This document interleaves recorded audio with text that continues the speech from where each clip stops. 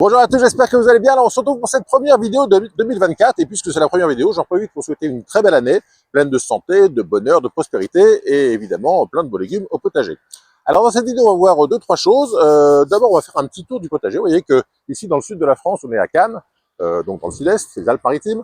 Vous voyez qu'on a un potager qui est quand même très, très joli, puisque ici, on est au centre de maraîchage de Cannes. Donc, c'est un peu plus qu'un potager, c'est un potager professionnel, on va dire. Et donc, vous voyez qu'on a encore pas mal de cultures disponibles pour le 15 janvier.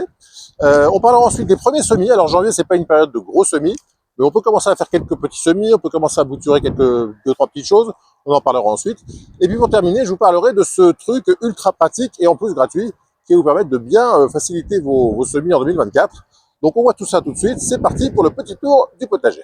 Vous voyez que, bien qu'on soit donc à la mi-janvier, il y a quand même pas mal de très jolies choses actuellement dans ce marais. On appelle ça un marais. L'endroit où travaillent les maraîchers, ça s'appelle un marais. Alors, nous avons des fèves ici. Vous voyez qu'on a des fèves qui sont déjà en fleurs. Les fleurs ici. Donc, c'est des fèves qui vont donner assez rapidement. On va dire sur février-mars, on devrait avoir des fèves. On a des choux. Alors, il y a des choux-fleurs, il y a des brocolis. Donc, c'est pareil, ça pousse sans souci en hiver. Qu'est-ce qu'on a d'autre? On a des navets qui doivent être là. Les navets sont en pleine récolte en ce moment. Ils ont été semés vers le mois d'octobre. On a des bêtes. Les bêtes, pareil, poussent tranquillement. Et ça, ce sont des plantes qui résistent très bien au froid. Quoi d'autre? On a des poireaux. Des poireaux qui poussent bien, qui vont pas tarder à les récolter aussi, parce qu'ils sont assez jolis. Peut-être dans un mois ou deux. Qu'est-ce qu'il y a d'autre? On a du fenouil. Alors, le fenouil, il y en a qui a été semé récemment. Et puis, qui est prêt à être récolté. Je crois qu'il est là, on va aller voir le fenouil qui est prêt ou presque à être récolté. Voilà, là on voit que on a des beaux bulbes qui sont disponibles et prêts à être récoltés. Donc le fenouil, on a souvent tendance à croire que c'est une plante qui aime pas trop le froid, et en fait non, c'est une apiacée qui supporte finalement assez bien le froid. On a quoi? On a des laitues, évidemment les laitues. Alors tout ce qu'on peut semer en période comme ça un peu fraîche, c'est tout ce qui est persil, laitue, radis, navets, tout ça, betterave et bêtes, ça pousse aussi bien en hiver. Alors parce qu'on est dans le sud de la France, hein, si vous êtes évidemment dans des zones plus fraîches, c'est plus compliqué. Mais vous voyez que donc finalement, on a quand même pas mal de choses disponibles qui poussent bien et qui seront récoltables assez rapidement dans la saison. Donc voilà pour le petit tour. On a aussi l'ail. Je ne sais pas si je vous montrer l'ail qui a été semé, enfin planté il y a 2 mois, et donc il pousse tranquillement. L'ail, on le plante, l'ail blanc ou l'ail violet, on le plante en novembre en général, et on le récolte plutôt vers le il y a aussi, oui, en termes de semis, on a semé ici des navets. Donc ça a été semé là cette semaine, hein, vers le 10 janvier, toujours pareil, hein, dans le sud de la France. Donc on a planté des navets violets, vous voyez, semis le 16 janvier. Aujourd'hui on est le 18. Carottes Rothschild, semis le 15 janvier. Et puis ici, la Touchon, qui est une grosse carotte, qui a été semée le 16 janvier. Donc vous voyez que si vous êtes dans une zone chaude, comme le sud de la France, ou si vous avez des serres, enfin des zones où on peut protéger du froid, il ne faut pas hésiter à semer en janvier. Là ici, on a des épinards, alors ont été semés au mois d'octobre, et je ne vois pas grand chose. Si, ils sont là. Donc ça, c'est les épinards semés en octobre. Ici, on a aussi des pois. Pareil, les pois, c'est une culture qui supporte très bien le froid. On voit les premières fleurs des pois. Et puis les poireaux. Et je crois qu'on a aussi par là... ah non, c'est l'ail. L'ail qui a été planté, comme je vous disais, au mois d'octobre, 25 octobre. Alors ça se plante octobre, novembre. Et vous voyez qu'il pousse bien. Il faut simplement penser à le désherber régulièrement pour que les cultures ne soient pas gênées. Et puis dernière chose qu'on a fait récemment aussi ici, c'est le romarin, qui est bien pratique pour parfumer les plats. Donc voilà qu'au mois de janvier, vous voyez, on a quand même un assez beau marais, bien achalandé. Et puis donc, on va commencer à faire les semis de janvier. Et c'est ce qu'on va voir tout de suite. Bon, alors vous voyez qu'ici, c'est la pleine saison pour la récolte des navets. Donc là, c'est le navet boule d'or. Et alors Nazim, qui travaille ici, donc au centre de maraîchage. Bonjour Nazim. Bonjour. Alors Nazim m'a donné une recette que je ne connaissais pas. En fait, c'est simplement de consommer le navet cru. Alors moi, je viens de goûter, c'est exceptionnel, c'est bien sucré. Et toi, tu m'as dit que tu aimais moyennement le navet, mais que tu avais redécouvert le navet cru. Voilà, j'ai découvert ça cette année ici. Ouais. J'ai pas arrêté d'en manger étant petit, Voilà, parce que couscous et cru dans compagnie. le couscous, bon, ça va 2 minutes. Non, mais voilà. Donc là, je supportais plus le navet jusqu'à ce que Jean-Luc, mon collègue, me dise mais t'as déjà goûté cru? Je dis ah non, tu te fous de moi, c'est vachement amer. Et il m'a fait ça. Il m'a dit bah tiens, on en nettoie un, on en épluche un. Voilà. Et Alors ça, voilà. c'est le boule d'or, mais tu m'as dit le violet, il est encore meilleur. Le violet, je le trouve meilleur, encore plus sucré. Et en fait, bah voilà, cru. Hein, après, Voilà. Et on en peut termes de le, minéraux, c'est un bonheur total, parce que cru, comme ça, c'est plein de bons minéraux. on Et alors peut moi, je viens de le, goûter, mais je vais regoûter. Merci. Voilà, alors, je vous ferai bien goûter, mais bon, voilà. Mais voilà, donc si vous n'avez jamais goûté le navet cru, c'est le ça conseil. se mange tout seul en apéritif, en petit bâtonnet. C'est super bon. Voilà, Un c'est petit goût un de petit goût de pomme. carotte Ouais, sucrée, carotte pomme. ouais. Hein, on n'aurait pas cru. Mm. Mais donc, c'est le conseil de Nazim, manger les navets crus. Une gourmandise à l'état pur. Ouais. Merci Nazim. Merci à vous. Donc, on se retrouve dans la serre à semis. Alors, la serre à semis en janvier, c'est indispensable parce qu'évidemment, si on fait des semis à l'extérieur en janvier, ça n'a aucune chance. Et donc, on va faire un petit tour des semis en cours. Alors, ça, ce sont des laitues qui ont été semées au mois de novembre. Donc, vous voyez que ce sont des laitues paumées. Donc, ça, c'est des semis un peu anciens déjà. Mais on va voir ce qui a été semé récemment. Alors, ce qu'on peut faire à cette période, donc là, vous voyez, c'était le 29 décembre. On a des betteraves. On a beaucoup de laitue, évidemment. Là, je crois que ça doit être du fenouil, si je ne me trompe pas. Voilà, du fenouil qui a été semé le 22 décembre, le jour de mon anniversaire. Vous voyez qu'en 3 semaines, ça a déjà pas mal poussé. Le fenouil, ça pousse assez bien, comme je vous le disais, même en période froide. Qu'est-ce qu'on a d'autre? On a encore une fois pas mal de laitue, de feuilles de chêne. On a du chou rave. Ça, ce sont des petits plants de chou rave qui ont été semés le 5 janvier. Vous voyez qu'en 10 jours, ça a déjà bien levé. Le chou rave, c'est encore une fois une plante excellente, trop méconnue. Donc, il ne faut pas hésiter à en planter.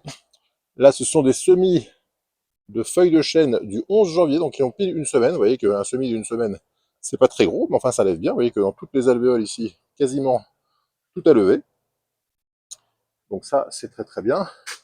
Qu'est-ce qu'on a d'autre? Alors, il y a des semis de tomates et d'aubergines qui ont été faits cette semaine.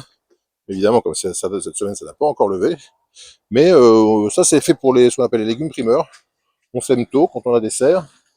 Et ça permet d'avoir des légumes primeurs assez tôt dans la saison. Donc là, ce sont encore des bleds, des betteraves, des choux qui ont été semés hier. Donc évidemment, il n'y a rien à voir, si ce n'est le mode de culture. Donc en résumé, pour les semis de janvier, alors en pleine terre, on peut mettre navets et carottes. Hein. Évidemment, les légumes racines, c'est mieux de les semer directement en pleine terre, parce que ça évite de transplanter la racine. Et puis pour le reste, betteraves, laitue, chou rave, les choux en général. Voilà un peu pour les semis de janvier. Et puis on fera tout ce qui est semis de légumes d'été plutôt fin janvier, début février. Hein. Fin janvier pour ceux qui sont dans le sud. Février, mars pour les autres.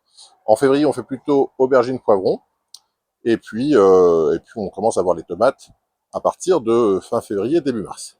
Voilà donc pour les semis de janvier. Et je vous avais promis de vous parler d'un petite technique avec un truc très pratique et gratuit pour réussir ces semis.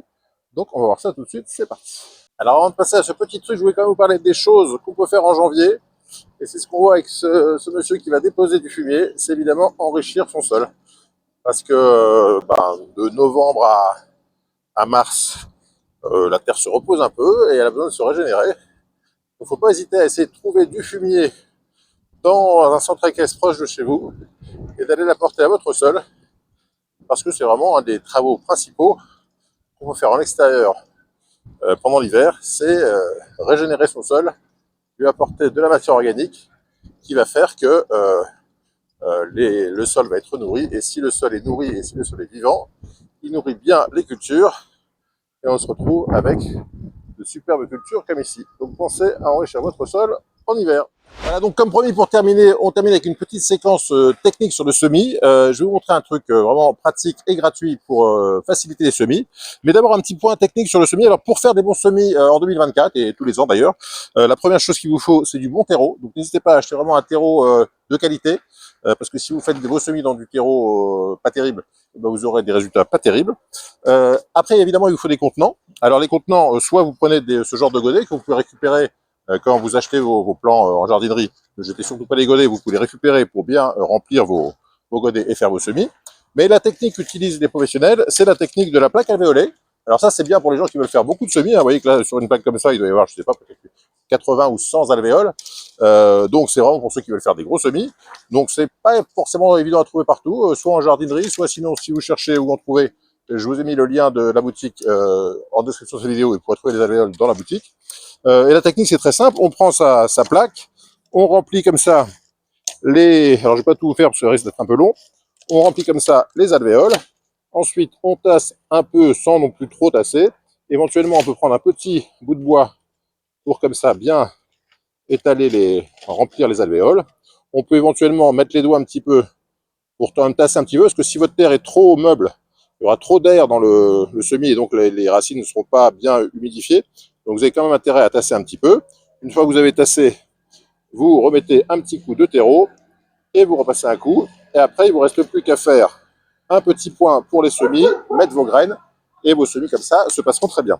Alors, vous pouvez faire aussi, alors là j'ai fait directement pour aller plus vite, mais si vous avez un terreau un peu moyen, vous pouvez aussi mettre votre tamis. Alors vous achetez un tamis de maçon, hein. Prenez un tamis et puis vous mettez comme ça votre terreau dans le tamis pour éviter que toutes les parties un peu grosses qui seraient un peu compliquées pour les petites graines à percer, vous avez que du terreau fin et comme ça permet vraiment d'avoir un substrat très bien. Alors ce que vous pouvez faire pour on va dire mélanger les deux, c'est éventuellement mettre un terreau plus épais au fond, parce que là c'est pas gênant qu'au fond de l'alvéole ça soit un peu plus grossier, parce que ça facilitera le drainage.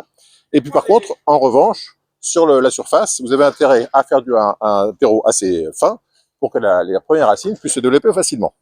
Dernière chose, une fois que vous aurez fait tous vos semis, ne pas oublier de planter une petite étiquette d'identification, parce que même si on pense qu'on va se rappeler de ce qu'on a mis dedans, une fois qu'on a fait 2, 3, 4, 5 semis, on oublie forcément. Donc bien mettre la date, le nom de l'espèce, la variété, mettre ça sur le côté. Alors si vous n'avez pas ce genre de petite languette, vous pouvez tout à fait faire ça avec un reste de bouteille plastique, un reste de bouteille de lait, ou choses comme ça. Vous découpez une petite languette et vous mettez dans le terreau. Alors pour finir, je vous avais promis un truc pratique et gratuit. Moi c'est le truc que j'utilise chaque année, c'est la caissette. Alors la caissette, ça vous trouvez ça gratuitement chez tous vos poissonniers. Donc la prochaine fois que vous allez voir votre poissonnier, vous lui demandez qu'il vous garde quelques caissettes de côté. Alors pourquoi c'est pratique? Parce que bon, c'est gratuit évidemment. Et l'avantage, c'est que c'est déjà percé, il y a des trous de drainage. Donc vous n'avez pas besoin de vous embêter à faire des trous pour que ça soit bien drainé. Et puis, si vous remplacez votre caissette de terreau comme ça, vous allez avoir, quand vous arroserez, une répartition de l'eau qui va se faire un peu partout. C'est vrai que dans les alvéoles comme ça, si vous oubliez d'arroser régulièrement, bah, comme il y a très peu de terre, l'alvéole peut rapidement sécher. Alors que dans une caissette comme ça, l'eau va se répartir, les racines vont pouvoir aller chercher, même si vous avez oublié d'arroser un petit peu un coin, d'abord l'eau va bien se répartir, et puis ensuite les racines pourront éventuellement aller chercher l'eau dans le fond de la caissette pour récupérer de l'eau. L'avantage aussi, c'est que nous, souvent, quand on fait nos semis en intérieur chez nous, on passe à partir de février, mars, quand les journées sont belles, on sort les semis à l'extérieur en journée et on les rentre le soir. Donc si vous avez des petits godets comme ça, qui sont séparés, que vous devez à chaque fois faire les allers-retours entre votre terrasse et votre salon pour rentrer et sortir les godets, c'est pas très pratique. Alors si vous aimez les godets, vous pouvez aussi tout à fait mettre vos godets à l'intérieur de la caissette. Et pareil, c'est pratique pour transporter et faire les allers-retours à l'intérieur. Donc voilà un truc gratuit, très pratique, et qui vous permettra de faire, là, dans une petite caissette comme ça, on fait facilement une trentaine de godets qui vous coûteront juste le prix du terreau. Dernière chose, si vous voulez faire des... Parce que là, quand on a une caissette de cette profondeur, là, vous voyez, il doit y avoir 7-8 cm, ça oblige à repiquer assez rapidement, parce que les racines vont se développer rapidement dans cette surface-là. Il faudra donc repiquer dans des pots plus gros rapidement. Si vous voulez avoir à repiquer plus tard, vous pouvez aussi demander des caissettes plus hautes, plus profondes. Il y a des caissettes jusqu'à 15 cm de profondeur. Et là, si vous semez en caissette de 15 cm, bah, vous pourrez repiquer un peu plus tard. Donc voilà, n'hésitez pas à faire un petit tour chez votre poissonnier, à prendre, moi je viens de récupérer une petite dizaine, et avec ça, on fait tous ces semis pour toute la saison, sans aucun souci. Voilà donc pour le petit truc du mois. J'espère que cette vidéo vous a plu. Si c'est le cas, n'hésitez pas à mettre un petit pouce bleu. Si vous avez des questions, des commentaires, bah, c'est le temps sous cette vidéo. Et puis si vous n'êtes toujours pas abonné à la chaîne, je compte sur vous pour nous rejoindre très vite. À très bientôt, bye bye.